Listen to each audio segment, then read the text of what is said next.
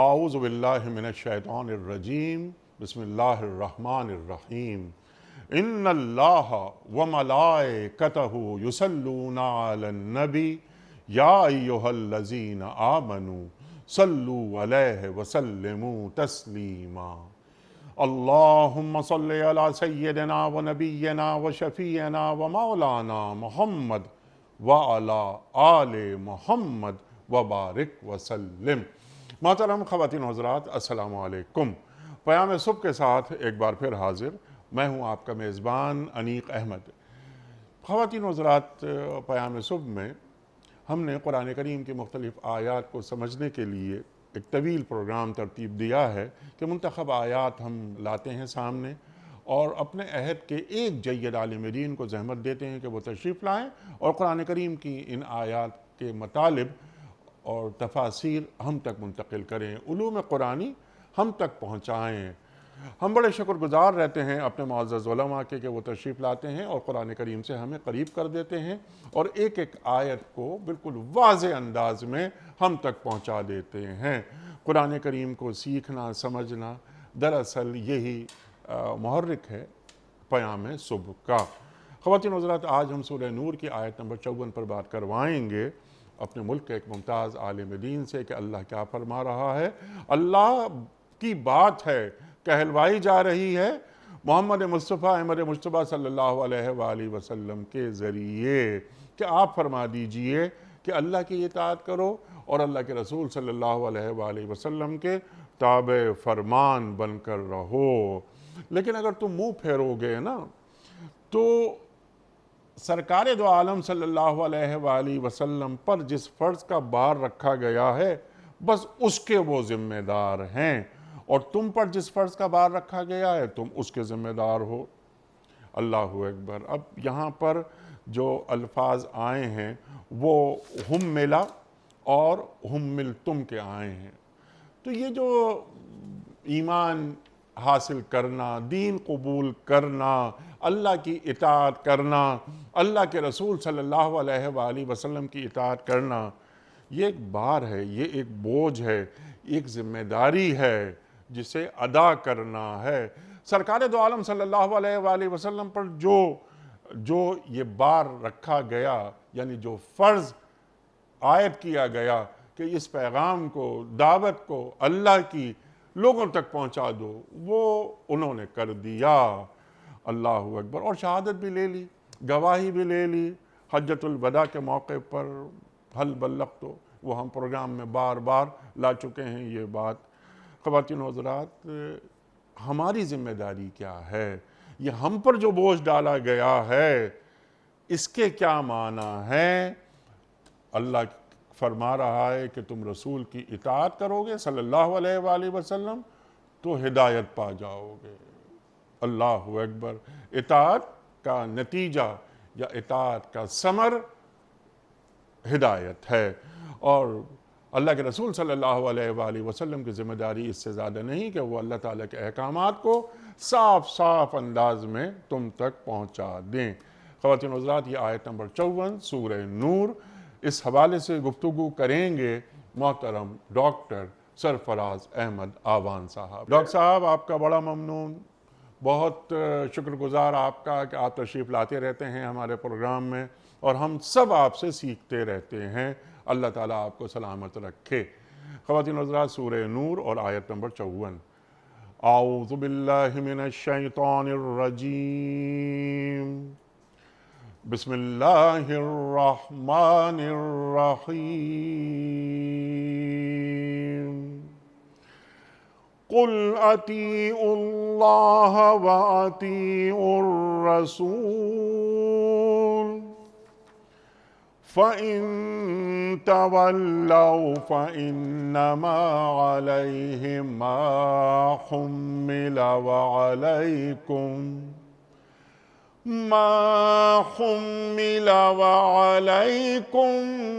مَا حُمِّلْتُمْ وَإِن تُطِيعُوهُ تَهْتَدُوا وما علی الرسول الا البلاغ المبین صدق اللہ العظیم۔ آپ صلی اللہ علیہ وآلہ وسلم فرما دیجئے کہ اللہ کے مطیع بنو اور رسول صلی اللہ علیہ وآلہ وسلم کے تابع فرمان بن کر رہو، لیکن اگر تم منہ پھیرتے ہو تو خوب سمجھ لو کہ رسول صلی اللہ علیہ وآلہ وسلم پر جس فرض کا بار رکھا گیا ہے اس کے ذمہ دار وہ ہیں، اور تم پر جس فرض کا بار ڈالا گیا ہے اس کے ذمہ دار تم رسول صلی اللہ علیہ وآلہ وسلم کی اطاعت کرو گے تو خود ہی ہدایت پا جاؤ گے، ورنہ رسول صلی اللہ علیہ وآلہ وسلم کی ذمہ داری اس سے زیادہ کچھ نہیں ہے کہ صاف صاف حکم پہنچا دیں۔ صدق اللہ العظیم۔ خواتین و حضرات، محترم ڈاکٹر سرفراز احمد آوان صاحب کی خدمت میں اس سے پہلے کہ رکھیں ہم آج کے پروگرام کے حوالے سے پہلا سوال کوئز۔ کل کا سوال ہمارا یہ تھا کہ قرآن کریم کی کس صورت میں گردنوں کے چھڑانے کا ذکر آیا ہے؟ درست جواب سورہ بلد میں۔ آج کا سوال نوٹ فرما لیجئے۔ سرکار دو عالم صلی اللہ علیہ وآلہ وسلم نے نبوت کے کتنے سال مکہ مکرمہ میں گزارے؟ 10 سال، 11 سال یا 13 سال؟ جو درست جواب آپ سمجھتے ہوں روانہ فرمائیے۔ ہمارے فون نمبرز ہیں 0092213452709۔ ہمارا دوسرا فون نمبر ہے 009221343009880۔ ہمارا ای میل ایڈریس ps@dunyatv.tv۔ ہمارا SMS کا نمبر 3031 اور ہمارا واٹس ایپ کا نمبر ہے 00923258250194۔ ڈاکٹر صاحب ارشاد فرمائیے کہ بات اللہ کی ہے، کہلوائی جا رہی ہے محمد مصطفیٰ احمد مجتبیٰ صلی اللہ علیہ وآلہ وسلم کے ذریعے۔ اللہ کی اطاعت، رسول کی اطاعت صلی اللہ علیہ وآلہ وسلم۔ اللہ اکبر۔ ارشاد فرمائیے اللہ کیا فرما رہا ہے؟ الحمدللہ رب العالمین، اللہم صلی وسلم وبارک علی سیدنا محمد وعلی آلہ وصحبہ اجمعین۔ صاحب قرآن کریم میں کوئی 300 سے زائد مرتبہ لفظ قل آیا ہے، اور جہاں بھی لفظ قل آیا ہے کسی آیت کے شروع میں یا درمیان میں، وہ دراصل اللہ تعالیٰ کی طرف سے وہ اعلانات ہیں جو نبی کریم علیہ الصلاۃ والتسلیمات کے ذریعے سے کرائے گئے ہیں۔ اللہ تعالیٰ کی طرف سے یہ بہت بڑا اعلان ہے اور اس میں بہت بڑی بشارت ہے، اور نبی کریم علیہ الصلاۃ والتسلیمات کی اطاعت کی جو آئینی حیثیت ہے اور شرعی حیثیت ہے اس کو اللہ تعالیٰ واضح فرما رہے ہیں۔ آپ نے بہت اچھا کیا کہ انٹرو میں ہی آپ نے یہ بات فرما دی کہ یہاں جو اللہ تعالیٰ فرما رہے ہیں کہ اگر تم اللہ کے رسول صلی اللہ علیہ وسلم کی تعلیمات سے انحراف کرو گے تو ان کے ذمے جو ان پر کام لازم کیا گیا ہے وہ یقیناً اس کے جواب دہ ہیں، اور تم پر جو کام لازم کیا گیا ہے یقیناً تم اس کے جواب دہ ہو۔ تو اللہ کے نبی صلی اللہ علیہ وسلم کے ذمے تو یہ پیغام اللہ تعالیٰ کی طرف سے ہدایت کے طور پر فرمایا گیا کہ یا ایھا الرسول بلغ ما انزل الیک من ربک، کہ جو آپ کی طرف آپ کے پروردگار کی جانب سے وحی اتری ہے، پیغام اترا ہے، آپ اسے لوگوں تک پہنچاتے رہیے۔ تو اللہ کے حبیب صلی اللہ علیہ وسلم نے حق ادا کر دیا اس پیغام کو پہنچانے کا، اس میں تو کوئی شک نہیں۔ لیکن ہمارے لیے کیا ہے کہ ہم سمعنا و اطعنا پر عمل کرنے والے بنیں، ہم سننے والے اور اطاعت اور فرما برداری اختیار کرنے والے بنیں۔ اگر ہم اس میں کوئی کمی چھوڑیں گے تو یقیناً ہم اللہ تعالیٰ کے ہاں مجرم بن جائیں گے اور اس کی رحمتوں سے خدا نخواستہ محروم بن جائیں گے۔ اب دیکھیے ذرا، یہاں میں آپ سے عرض کروں کہ اللہ تعالیٰ نے جو اس آیہ کریمہ کا پہلا جملہ ہے اس میں 2 الگ الگ مستقل اطاعتوں کا ذکر فرمایا ہے، 2 الگ الگ مستقل اطاعتیں۔ پہلی اطاعت کیا ہے؟ قل اطیعوا اللہ، اللہ تعالیٰ کی اطاعت تم پر لازم ہے، اللہ کا حکم ماننے والے بن جاؤ، اللہ کے حکم سے انحراف نہ کرنے والے بنو، اور اللہ تعالیٰ کی طرف سے جو بھی حکم تمہارے لیے آیا ہے اس کو احسن انداز سے ادا کرنے والے بنو۔ ٹھیک۔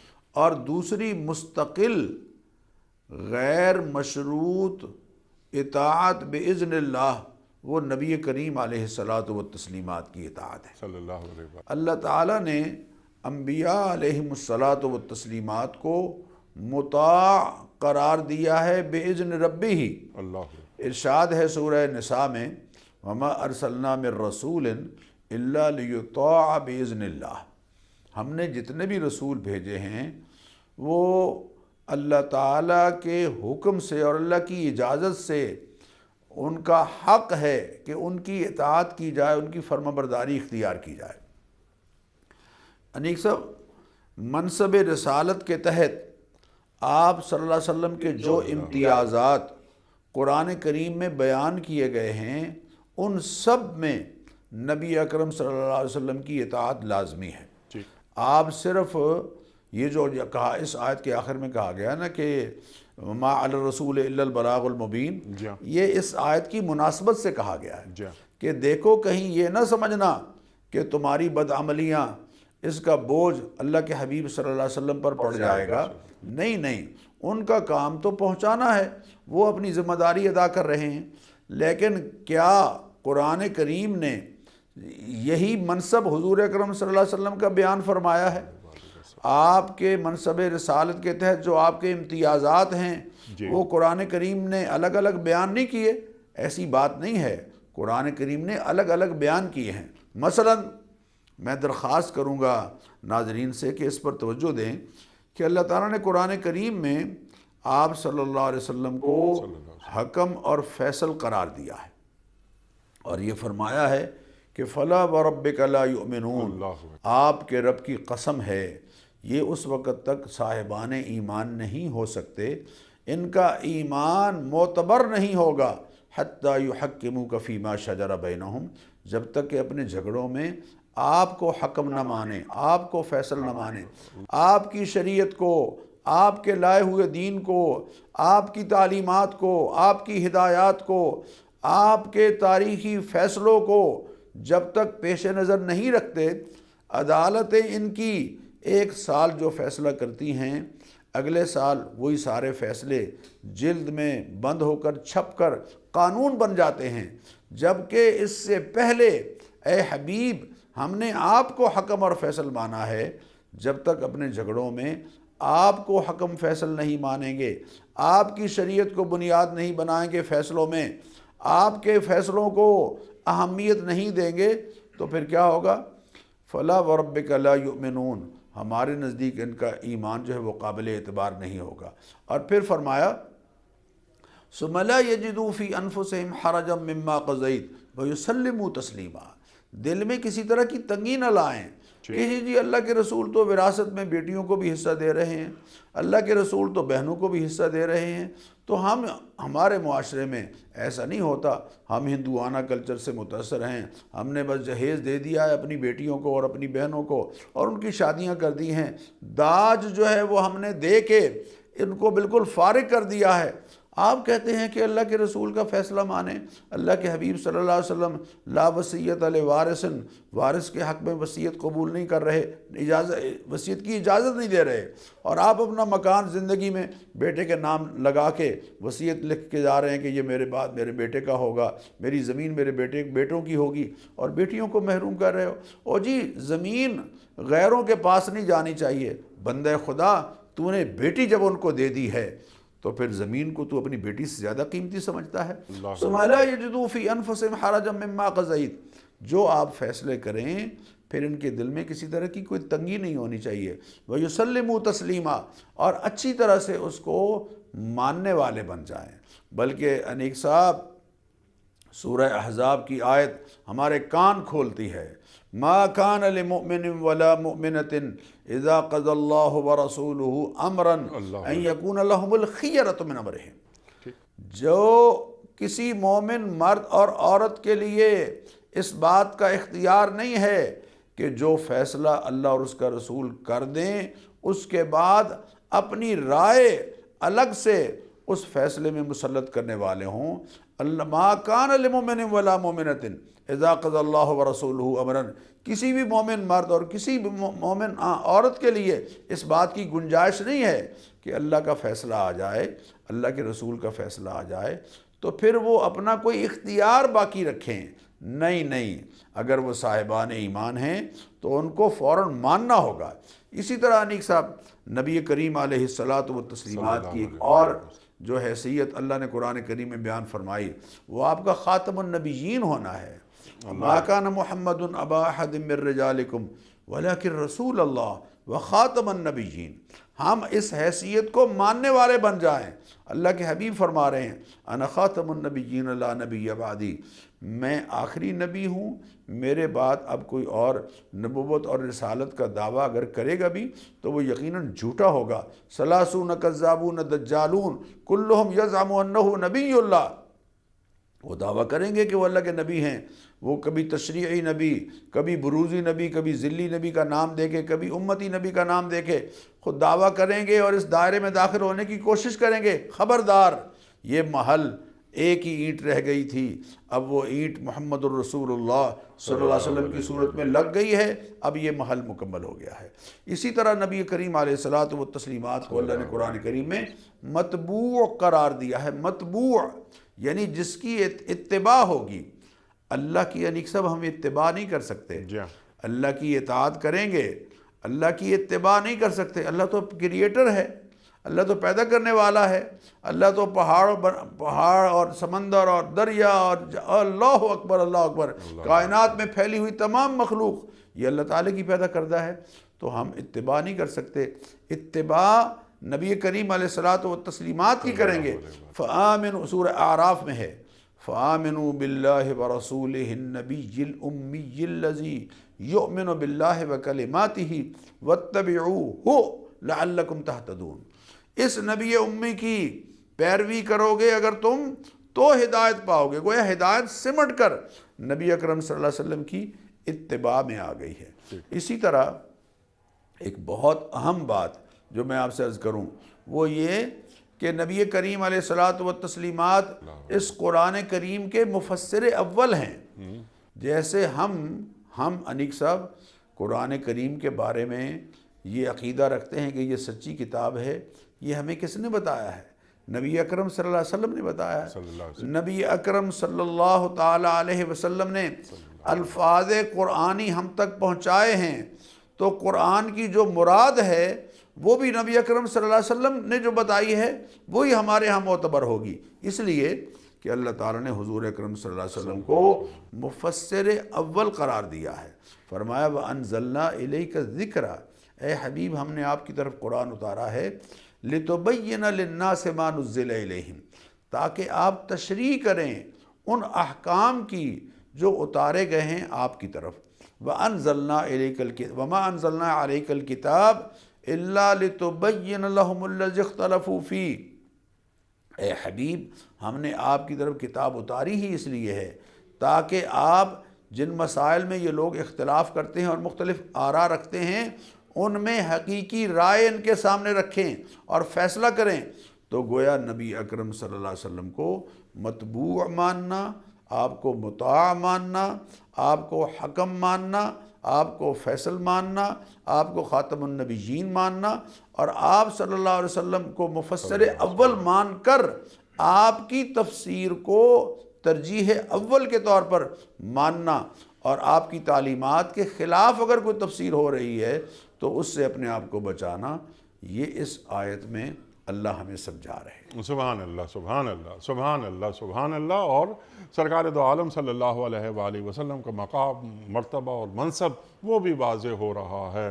قُلْ إِن كُنتُمْ تُحِبُّونَ اللَّهَ فَاتَّبِعُونِي يُحْبِبْكُمُ اللَّهُ بھی ڈاکٹر صاحب آپ نے واضح کر دی بات کہ اطاعت اللہ کی اور اتباع سرکار دو عالم صلی اللہ علیہ وآلہ وسلم کا۔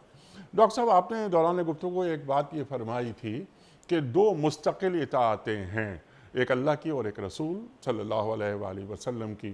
قرآن کریم فرماتا ہے کہ من یطع الرسول فقد اطاع اللہ، جس نے رسول کی اطاعت کی صلی اللہ علیہ وآلہ وسلم، اس نے اللہ کی اطاعت کی۔ تو جیسے آپ نے بالکل واضح کر دی بات کہ اطاعت اللہ تعالیٰ کی نہیں ہوتی، تو رسول کی جو ہم اطاعت کر رہے ہیں صلی اللہ علیہ وآلہ وسلم، دراصل ہم اللہ کی اطاعت کر رہے ہیں۔ اور جب ہم کلمہ پڑھ رہے ہیں لا الہ الا اللہ محمد الرسول اللہ، تو یہ کلمہ اپنے آپ کو مکمل اللہ کے رسول صلی اللہ علیہ وآلہ وسلم کی اطاعت میں ڈھال دینے کا نام ہے۔ اللہ تعالیٰ آپ کو جزائے خیر دے۔ آپ نے بہت اچھی بات کہی، اور میں چاہتا تھا کہ یہ بات ہو جانی چاہیے، سب لوگوں کے سامنے آنی چاہیے۔ وہ یہ کہ جب اللہ قرآن کریم میں فرما رہے ہیں کہ من یطع الرسول فقد اطاع اللہ، جس نے اللہ کے رسول کی اطاعت کی اس نے دراصل اللہ تعالیٰ ہی کی اطاعت کی۔ اب حضور اکرم صلی اللہ علیہ وسلم کے جو ارشادات ہیں ان کی ہم 3 قسمیں کر سکتے ہیں، یعنی 3 طرح کے آپ صلی اللہ علیہ وسلم کے ارشادات ہیں۔ پہلے تو وہ ارشاد ہیں کہ جن میں بعین ہی وہی حکم بیان ہوا ہے جو قرآنی آیات میں دیا گیا ہے، وہی حکم بیان ہوا ہے جو قرآنی آیات میں دیا گیا ہے۔ دوسری وہ احادیث ہیں اور وہ ارشادات ہیں کہ جن میں الفاظ قرآنی کو مزید واضح کیا گیا ہے، یعنی واضح کیا گیا ہے اسی منصبی تقاضے کے تحت جو اللہ تعالیٰ نے اپنے حبیب کریم علیہ الصلوۃ والتسلیمات کو دیا ہے۔ اور اس کی مثال سمجھ لیجئے، اللہ قرآن کریم میں فرماتے ہیں الذین آمنوا ولم یلبسوا ایمانہم بظلم اولئک لہم الامن، جو صاحب ایمان لائے، جو لوگ ایمان لائے ولم یلبسوا ایمانہم بظلم، اور انہوں نے اپنے ایمان کو ظلم کے ساتھ آلودہ نہیں ہونے دیا، اولئک لہم الامن، ان کے لیے امن ہے، وہم مہتدون، ان کے لیے امن ہوگا اور یہی ہدایت یافتہ ہوں گے۔ جب یہ آیت اتری تو صحابہ پریشان ہو گئے، کہنے لگے یا رسول اللہ چھوٹی موٹی زیادتی اور حق تلفی کس سے نہیں ہوتی، تو اس کا مطلب یہ ہے کہ ہم تو سارے پکڑے گئے۔ تو آپ صلی اللہ علیہ وسلم نے ارشاد فرمایا کہ یہاں ظلم سے مراد شرک ہے، اور ساتھ ہی آیت پڑھی کہ ان الشرک لظلم عظیم۔ تو یہاں آپ دیکھیے کہ قرآن کے الفاظ کو مزید واضح کیا گیا ہے۔ اسی طرح حتی یتبین لکم الخیط الابیض من الخیط الاسود من الفجر، کہ جناب سحری کا وقت ختم اس وقت ہوگا جب سفید جو دھاگا ہے وہ کالے دھاگے سے واضح ہو جائے۔ تو اب کالے دھاگے سے کیا مراد ہے اور سفید دھاگے سے کیا مراد ہے؟ نبی اکرم صلی اللہ علیہ وسلم نے مراد قرآنی کو واضح کیا کہ جناب کالے دھاگے سے مراد رات ہے اور سفید دھاگے سے مراد طلوع صبح صادق ہے۔ اور بہت ساری مثالیں ہیں، الذین یکنزون الذہب والفضہ ولا ینفقونہا فی سبیل اللہ فبشرہم بعذاب علیم، جو سونے چاندی کو کنز بنا کے رکھتے ہیں، خزانہ بنا کے رکھتے ہیں اور اللہ کی راہ میں خرچ نہیں کرتے، ان کے لیے بہت بڑا عذاب ہے۔ تو صحابہ پریشان ہو گئے کہ یا رسول اللہ سونا تو ہر گھر میں کہیں نہ کہیں کسی نہ کسی کے پاس تھوڑا بہت ہوتا ہے، چاندی ہوتی ہے، تو پھر کیا ہوگا؟ تو آپ نے وضاحت فرمائی کہ یہاں انفاق فی سبیل اللہ سے مراد زکوٰۃ ہے۔ گویا دوسری وہ احادیث ہیں جن میں نبی اکرم صلی اللہ علیہ وسلم نے قرآن کریم کے الفاظ کو مزید واضح کیا ہے۔ ان دونوں طرح کی احادیث میں اطاعت دراصل اللہ تعالیٰ کی ہے۔ ان دونوں طرح کی احادیث میں اطاعت کا الگ سے کوئی مفہوم اس لیے نہیں بنتا کہ یہ احادیث دراصل اطیع اللہ کے تحت آتی ہیں، اطیع اللہ کے تحت آتی ہیں۔ اب ذرا دھیان ہو اس بات پر کہ تیسری قسم کی وہ احادیث ہیں جن میں کسی عمل کے واجب ہونے یا کسی چیز کے حرام ہونے کے وہ احکام مذکور ہیں جن کے بارے میں قرآن صراحتاً خاموش ہے۔ قرآن صراحتاً ان کا حکم بیان کرنے سے خاموش ہے، لیکن نبی اکرم صلی اللہ علیہ وسلم نے ان اعمال کو واجب قرار دیا ہے یا ان اشیاء کو حرام قرار دیا ہے۔ یہ وہ احادیث ہیں کہ جن میں مذکور احکام کو ربانی احکام کے طور پر ماننا دراصل اطاعت نبوی ہے۔ یہ ہے اطاعت نبوی۔ اور یہ اطاعت رسول اس لیے ہے، ضروری ہے کہ اس اطاعت کے بغیر قرآن کریم انیک سب سمجھ نہیں آ سکتا، قرآن کریم سمجھ نہیں آ سکتا۔ قرآن کریم جو لوگ کہتے ہیں کہ ہم جاہلی شاعری کی بنیاد پر سمجھیں گے، یا ہم جناب جو لغت میں جو معانی ہیں ان کے ذریعے سے سمجھیں گے، وہ حضور اکرم صلی اللہ تعالیٰ علیہ وسلم کی جو حیثیت قرآن نے متعین کی ہے مفسر اول ہونے کی، اس کا انکار کر رہے ہیں۔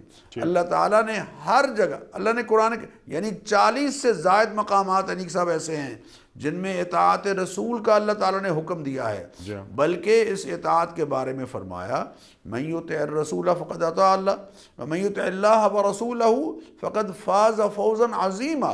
جو اللہ کی اطاعت کرے گا اور اللہ کے رسول صلی اللہ علیہ وسلم کی اطاعت کرے گا، اس نے بہت بڑی کامیابی کو پا لیا۔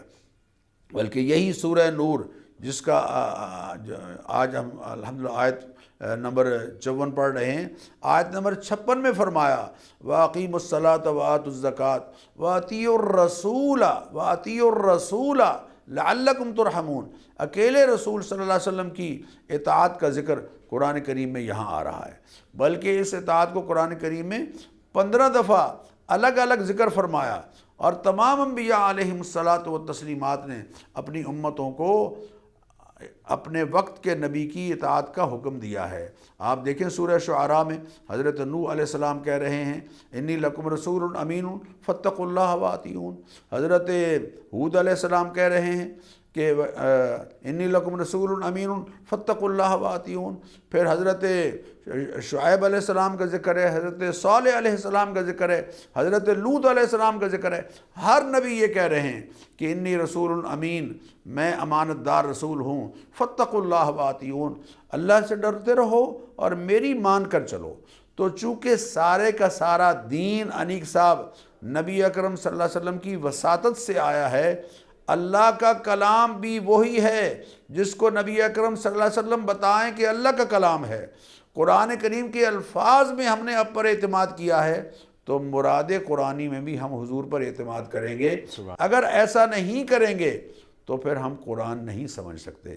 آپ کلمہ شہادت کو لیجئے، اشہد ان لا الہ الا اللہ واشہد ان محمدًا عبدہ ورسولہ، پورے قرآن کریم میں انگلی رکھیں کہاں آیا ہے؟ نماز کا ذکر آیا ہے، لیکن نماز کی رکعتیں کتنی ہیں، اور 2 رکعتوں کے بعد بیٹھنا ہے یا 3 کے بعد بیٹھنا ہے یا 4 کے بعد بیٹھنا ہے، قعدہ اولیٰ کہاں کرنا ہے اور قعدہ اخیرہ کب کرنا ہے۔ زکوٰۃ کا حکم آیا ہے بار بار، لیکن زکوٰۃ کا نصاب کس نے بتایا؟ نبی اکرم صلی اللہ علیہ وسلم نے بتایا ہے۔ مال میں کتنا سونے میں کتنا نصاب ہے، چاندی میں کیا نصاب ہے، روپوں میں کیا نصاب ہے، پھر یہ ہے کہ اونٹوں میں کیا نصاب ہے، اور زرعی جو پیداوار ہے اس میں کیا، یعنی ایک ایک بات نبی اکرم صلی اللہ علیہ وسلم کے ذریعے سے ہی ہم تک پہنچ رہی ہے۔ بلکہ میں تو یہ کہوں گا انیک صاحب کہ ایک ہے صریح احادیث جن میں احکام دیے گئے ہیں، ان کا حضور اکرم صلی اللہ علیہ وسلم نے الگ سے بیان فرمایا۔ آپ صلی اللہ علیہ وسلم نے ارشاد فرمایا الا وانی قد اوتیت الکتاب ومثلہ معہ، خبردار خبردار اس بات کو اچھی طرح سے سمجھو کہ مجھے اللہ نے کتاب بھی دی ہے اور اس جیسی ایک اور وحی کی صورت بھی دی ہے، جس کو وحی خفی کہتے ہیں۔ ایک وحی جلی ہے، ایک وحی خفی ہے، یا ایک وہ وحی ہے جو نماز میں پڑھی جاتی ہے وحی مطلوب، اور دوسری وہ وحی ہے جو اللہ تعالیٰ نے القاء کی اپنے حبیب صلی اللہ علیہ وسلم کو، اور الفاظ آپ صلی اللہ علیہ وسلم نے اس وحی کو اپنے دیے، جس کو وحی غیر مطلوب ہم کہتے ہیں۔ تو اس کا ذکر کرتے ہوئے فرمایا اللہ نے مجھے کتاب بھی دی ہے وَمِثْلَهُ مَعَهُ، اس کے ساتھ ساتھ اس جیسی اس کتاب کی تشریح کے احکام بھی مجھ پر وحی کیے ہیں۔ الا یوشک رجل شبعان علی اریکتہ، خبردار ایک پیٹ بھرا آدمی دولت کے نشے میں اور اپنے علم کے نشے میں گویا وہ تکیے پر ٹیک لگائے ہوئے یہ کہے گا علیکم بہذا القرآن، بس یہ قرآن ہی تمہارے لیے کافی ہے، فما وجدتم فیہ من حلال فاحلوہ، اس میں جو حلال ہے اس کو حلال سمجھو، وما وجدتم فیہ من حرام فحرموہ، اور اس میں جو حرام ہے اسی کو حرام سمجھو، بس اس کے علاوہ اور کوئی نہ تمہارے لیے حرام ہے، کچھ بھی نہیں۔ تو پھر تو میں ان کو کہوں گا جو یہ بات کہتے ہیں کہ بتاؤ پھر چیتا حلال ہے یا حرام ہے، یہ شیر حلال ہے یا حرام ہے، گیدڑ حلال ہے یا حرام ہے، ہاتھی حلال ہے، یعنی گویا میٹ کا مسئلہ تم حل کر رہے ہو، خدا تمہیں ہدایت دے۔ اللہ کے حبیب فرما رہے ہیں الا لا یحل لکم لحم الحمار الاہلی، خبردار شہری گدھے کا گوشت تمہارے لیے حلال نہیں ہے، ولا کل ذی ناب من السباع، جتنے بھی درندے کچلیوں والے ہیں وہ تمہارے لیے حلال نہیں ہیں۔ یہ حلت اور حرمت کا حکم قرآن کریم میں ان چیزوں کا الفاظ کی صورت میں نہیں آیا، لیکن کون بتا رہا ہے؟ یہ نبی اکرم صلی اللہ علیہ وسلم کا ارشاد بتا رہا ہے، آپ کی حدیث بتا رہی ہے، آپ کی تعلیمات بتا رہی ہیں۔ لہٰذا اگر کوئی شخص یہ سمجھتا ہے کہ اطاعت اللہ کی ہو گئی بس ٹھیک ہے، اللہ کے رسول کی بات کو وہ اہمیت نہیں دے رہا، بل جب کوئی حدیث کی بات آتی ہے تو کہ یہ حدیث میں آیا، او جی چھوڑیں یہ احادیث، یہ تو بات کی پیداوار ہیں، یہ جھوٹ بولتا ہے کوئی آدمی جو یہ کہتا ہے کہ احادیث بات کی پیداوار ہیں۔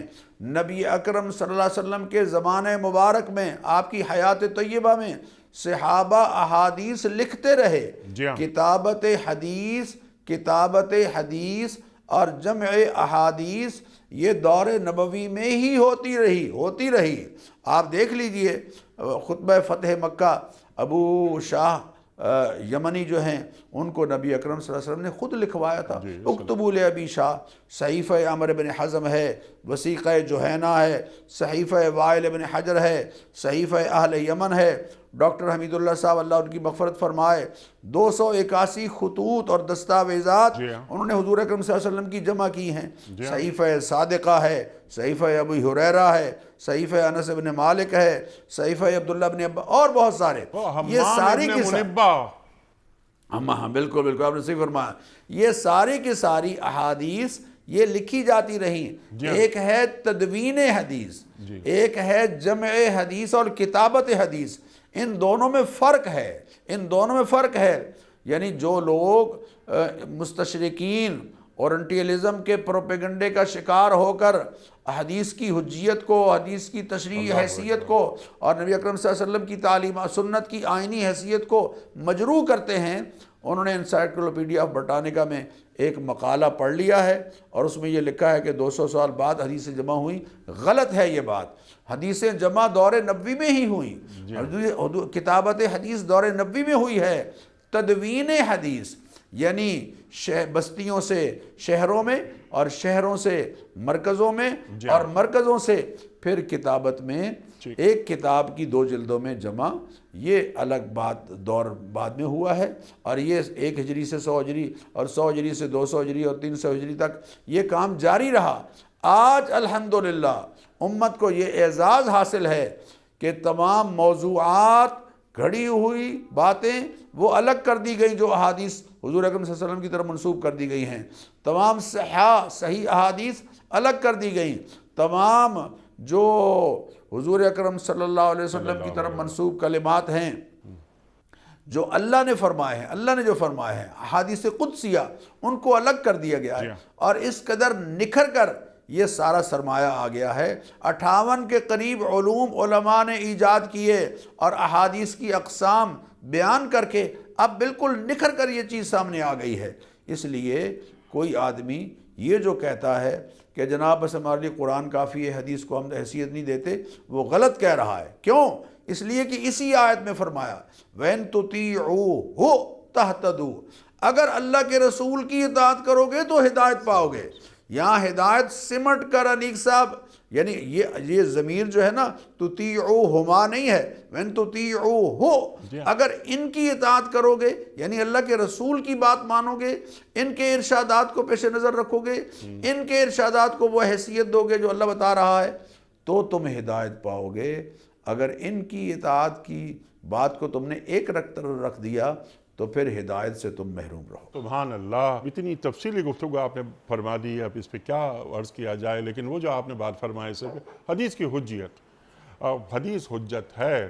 اور ڈاکٹر صاحب یہ بھی فرما دیجئے آپ ذرا سی ایک بات چھوٹی سی، پھر ہم یہ آگے لے کے چلیں گے بات کو، کہ کیا حدیث سے رسول مقبول صلی اللہ علیہ وآلہ وسلم کو ہٹا کر قرآن سمجھا جا سکتا ہے؟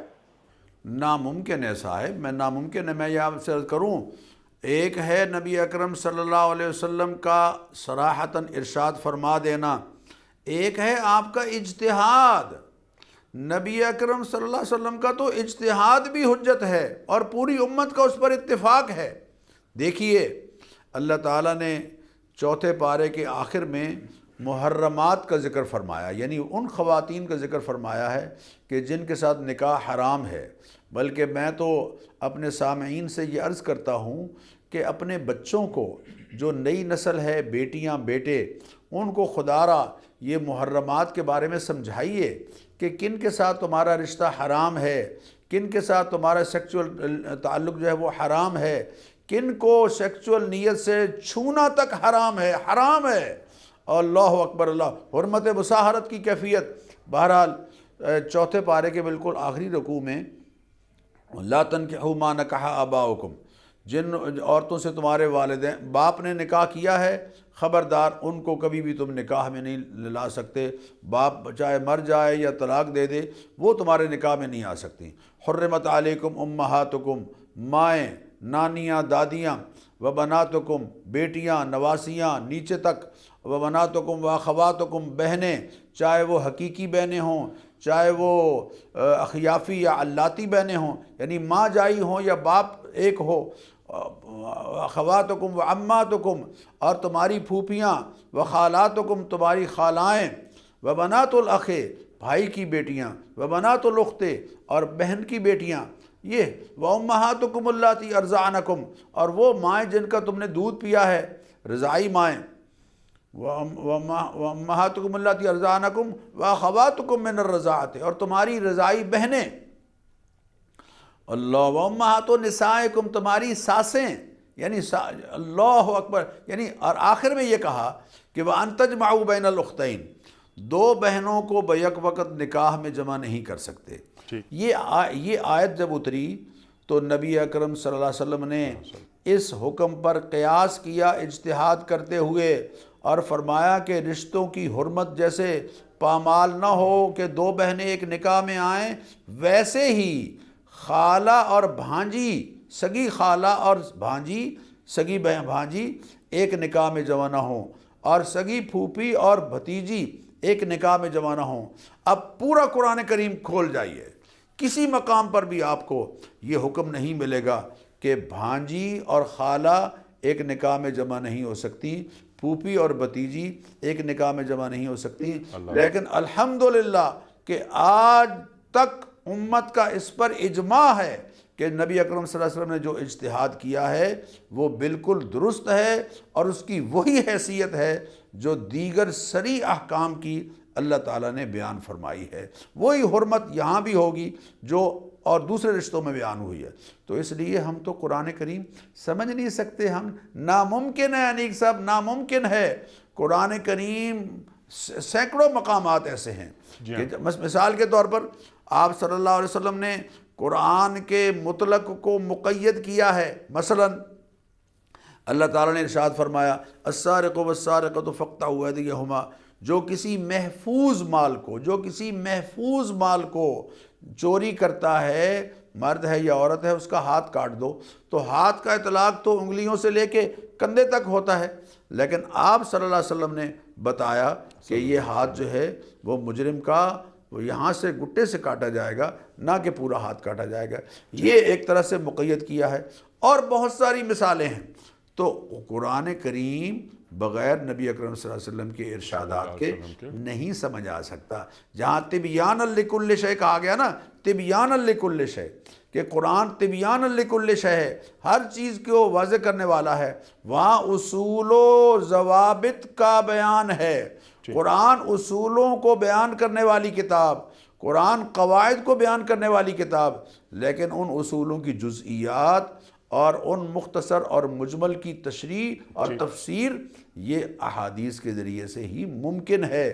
اس لیے خدا را کسی ایسے چکر میں نہ پڑ جائیں کہ حدیث کا انکار کرنے والے بن جائیں۔ ہاں ایک بات میں آپ سے عرض کروں، پہلے تو یہ ضروری ہے کہ اچھی طرح سے یقین ہو جائے علماء کی محنت کے نتیجے میں کہ واقعتاً یہ حدیث ہے، چونکہ آج کل سوشل میڈیا پر لوگ باتیں ڈال دیتے ہیں حالانکہ وہ حدیث نہیں ہوتی، سرمایہ حدیث میں کہیں بھی اس کا ذکر نہیں ہوتا۔ تو یقیناً پہلے معلوم کر لیں کہ واقعتاً یہ حضور اکرم صلی اللہ علیہ وسلم کا ارشاد ہے، اگر ہے تو پھر دوسرا کوئی راستہ نہیں ہمارے لیے کہ ہم اس کو نہ ماننے والے ہوں۔ سبحان اللہ سبحان اللہ، دونوں اطاعتیں بالکل بات واضح ہو گئی۔ اللہ کی اطاعت کرنی ہے، کیسے کرنی ہے؟ جیسے اللہ کے رسول صلی اللہ علیہ وآلہ وسلم بتائیں۔ اللہ اکبر۔ ڈاکٹر صاحب کیونکہ وقت ختم ہو رہا ہے پروگرام کا، یہ 2-3 موضوعات تھے لیکن سب سے بڑا موضوع یہ کہ یہ جو رسول پر فرض کا بار وہ اس کے ذمہ دار ہیں، اور تم پر جس فرض کا بار ڈالا گیا ہے اس کے ذمہ دار تم۔ اب یہاں پر یہ بار بوجھ کی بات ہو رہی ہے، تو کیا دین قبول کرنا، کلمہ شہادت کی بھی آپ نے بات کی تھی، تو یہ جو شہادت ہے یہ اصل میں یہی اطاعت ہے، یہی بات ملک صاحب میں آپ سے عرض کروں کہ یہ بوجھ نہیں بلکہ ایک ثقیل ذمہ داری ہے، یعنی ایک وزنی ہے۔ اِنَّا سَنُلْقِي عَلَيْكَ قَوْلًا ثَقِيلًا، اِنَّا سَنُلْقِي عَلَيْكَ قَوْلًا ثَقِيلًا، اے حبیب ہم آپ کی طرف ڈال رہے ہیں ایک ایسی بات جو بڑی وزنی ہے۔ تو جو وزنی چیز ہوتی ہے یقینی بات ہے اس کا بار محسوس ہوتا ہے۔ یہاں بار بوجھ کے معنی میں جو ہم مراد لیتے ہیں نا عام طور پر بوجھ، جی بھائی یہ بات ہمارے لیے بڑی بوجھ ہے، جی یہ وہ بوجھ نہیں ہے، یہ تو ایک ایسی وزنی چیز ہے کہ جس کا ثقل تمہارے لیے بہت بڑی رحمت ہے، بہت بڑی عنایت ہے۔ تو اللہ کے حبیب صلی اللہ علیہ وسلم پر جو سنلقی علیک قولا ثقیلا ڈالا گیا، اس قول ثقیل کو نبی اکرم صلی اللہ علیہ وسلم نے امت تک پہنچانے کا فرض ادا کیا۔ ڈاکٹر صاحب اس میں کیونکہ اب امت کی بات، جیسے کہ آپ نے بات فرمائی، آپ نے تو اپنے فرائض ادا کر دیے، شہادت بھی لے لی، حل بلغت، اللہ اکبر، نام اللہم اشہد اللہم اشہد اللہم اشہد، فلیبلغ الشاہد الغائب کی بات بھی ہو رہی ہے۔ تو یہاں پر جو امت کے اوپر ذمہ داری ہے وہ کیا ہے؟ امت پر تو ایک ہی ذمہ داری ہے انیق صاحب، سمعنا و اطعنا۔ اللہ قرآن کریم میں فرما رہے ہیں لا تکونوا کالذین قالوا سمعنا وہم لا یسمعون، ان کی طرح نہ ہو جانا جو یہ کہتے تو ہیں کہ ہم نے سنا ہے لیکن حقیقت میں چونکہ عمل نہیں کر رہے تو اس لیے نہ سنے جیسا ہے۔ ان شر الدواب عند اللہ الصم البکم الذین لا یعقلون، بدترین چوپائے ہیں وہ جو گنگے بہرے بن کر زندگی گزارتے ہیں، عقل و شعور سے کام ہی نہیں لیتے۔ اس لیے کہ اللہ فرما رہے قرآن کریم میں یا ایھا الذین آمنوا اطیعوا اللہ و اطیعوا الرسول، اور فرمایا کہ اور اس بات کی طرف آؤ، یا ایھا الذین آمنوا، اے ایمان والو اس بات کو مانو، لما یحییکم، اس بات کی طرف آؤ جس میں تمہاری زندگی اذا دعاکم لما یحیی، اذا دعاکم لما یحییکم، جبکہ اللہ کے رسول بلا رہے ہیں تمہیں اس قرآن کی طرف جس میں تمہاری حیات ہے، اس دین کی طرف جس میں تمہاری زندگی ہے۔ تو اللہ کے رسول کی بات پر کان دھرنا یہ امت کی ذمہ داری ہے، اور اس کو عملی صورت میں اختیار کرنا یہ امت کی ذمہ داری ہے۔ جو ادا کر رہے ہیں ذمہ داری وہ سرخرو ہوں گے، اور جو ادا نہیں کر رہے ان کو اپنے رویے پر غور کرنا چاہیے۔ سبحان اللہ سبحان اللہ سبحان اللہ۔ اور جس طرح آپ نے دوران گفتگو ایک آیت کی تلاوت فرمائی تھی کہ یا ایھا الرسول بلغ ما انزل الیک من ربک، اللہ اکبر، اللہ کے رسول صلی اللہ علیہ وآلہ وسلم پر جو نازل کیا گیا، اے رسول صلی اللہ علیہ وآلہ وسلم پہنچا دیجئے۔ ختم نبوت ہو گئی، کار نبوت باقی ہے، تو امت کی ذمہ داری ڈاکٹر صاحب کیا یہ بھی ہے کہ وہ اس دین کے پیغام کو وہاں تک پہنچائیں جہاں تک نہیں پہنچا؟ تو یہ ابلاغ دین کی ذمہ داری بھی کیا ہر امتی پر فرض ہے؟ بالکل بالکل بالکل، اس میں کوئی شک نہیں۔ الا فلیبلغ الشاہد الغائب، اللہ کے حبیب نے خطبہ حجۃ الوداع میں فرمایا تھا کہ جو یہاں موجود ہیں وہ ان تک پہنچائیں جو یہاں موجود نہیں ہیں۔ رب مبلغ اوعى من سامعی، ہو سکتا ہے کہ جس تک بات پہنچے وہ اس بات کو بہتر انداز سے لینے والا ہو اس کے مقابلے میں جس نے صرف سنا ہے۔ تو وہ آیت میں ذرا پھر دہرا دوں، یا ایھا الذین آمنوا استجیبوا للہ وللرسول اذا دعاکم لما یحییکم، اے ایمان والو اللہ اور اس کے رسول کی آواز پر لبیک کہو جبکہ وہ تمہیں بلا رہے ہیں دین کی طرف۔ تو کتنے ہیں جو لبیک کہہ رہے ہیں، کتنے ہیں جو جب حی علی الصلاۃ کی آواز آتی ہے اور حی علی الفلاح کی آواز آتی ہے تو اس پر لبیک کہنے والے ہیں۔ لا تجعلوا دعاء الرسول بینکم کدعاء بعضکم بعضا، اللہ کے رسول کی بات کو ایسے نہ سمجھنا بلانے کو جیسے تم ایک دوسرے کو بلاتے ہو، مانو یا نہ مانو۔